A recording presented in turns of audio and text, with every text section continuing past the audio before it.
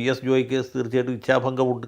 അദ്ദേഹത്തിൻ്റെ വാക്കിലും പ്രവൃത്തിയിലൊക്കെ അത് വ്യക്തമാണ്. അദ്ദേഹം കോൺഗ്രസ് സ്ഥാനാർത്ഥിക്ക് വേണ്ടി ശക്തമായി നിലകൊള്ളും, പ്രവർത്തിക്കുമെന്നൊക്കെ പറയുമ്പോഴും അദ്ദേഹത്തിന് ഒരു ഇച്ഛാഭംഗമുണ്ട്. അദ്ദേഹം പ്രതീക്ഷിച്ച സീറ്റ് കയ്യിൽ നിന്ന് വഴുതി പോന്നു എന്ന തോന്നലുണ്ട്. അതുപോലെ തന്നെ കഴിഞ്ഞ തെരഞ്ഞെടുപ്പിൽ മത്സരിച്ച VV പ്രകാശിൻ്റെ കുടുംബം ആര്യാടൻ ഷൗക്കത്തിനെതിരായിട്ട് ഒരു നിലപാട് സ്വീകരിച്ചിട്ട് അത് മനഃശാസ്ത്രപരമായ ഒരു പ്രശ്നമാണ്. പ്രകാശ് മത്സരിച്ചപ്പോൾ ആര്യാടൻ ഷൗക്കത്ത് സഹായിച്ചില്ല എന്ന് അവർ വിചാരിക്കുന്നു. അത് ശരി വന്നിട്ടൊന്നുള്ള വേറെ കാര്യം. ഏതായാലും അങ്ങനെ ഉള്ള പ്രശ്നമുണ്ട്. പിന്നെ അതിലുപരിയായിട്ട് PV അൻവറിൻ്റെ വലിയ എതിർപ്പ് പ്രകടമായിട്ടാണോ പ്രച്ഛന്നമായിട്ടായിരിക്കും എതിർപ്പുണ്ടാകുക നമുക്ക് പറയാൻ പറ്റുകയില്ല. പ്രകടമായ എതിർപ്പാണെങ്കിൽ സമാധാനമുണ്ട്. അൻവർ തൻ്റെ സ്ഥാനാർത്ഥിയായിട്ട് മത്സരിക്കുന്നു, അല്ലെങ്കിൽ അൻവറിൻ്റെ ഏതെങ്കിലും ഒരു സിൽബന്തി തൃണമൂൽ കോൺഗ്രസിൻ്റെ പൂക്കളും പുല്ലും അടയാളത്തിൽ മത്സരിക്കും.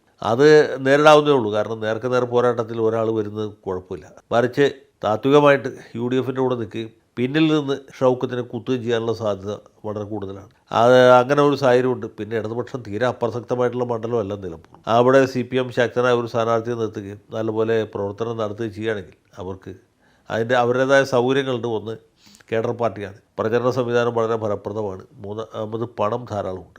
പിന്നെ സ്ഥാനാർത്ഥി കൂടി നല്ലതാണെങ്കിൽ വലിയ ഒരു മത്സരം ഉണ്ടാക്കാൻ സാധിക്കും. ഒരു പക്ഷേ ജയിക്കാനും വിരോധമില്ല എന്നൊരു സാഹചര്യമുണ്ട്.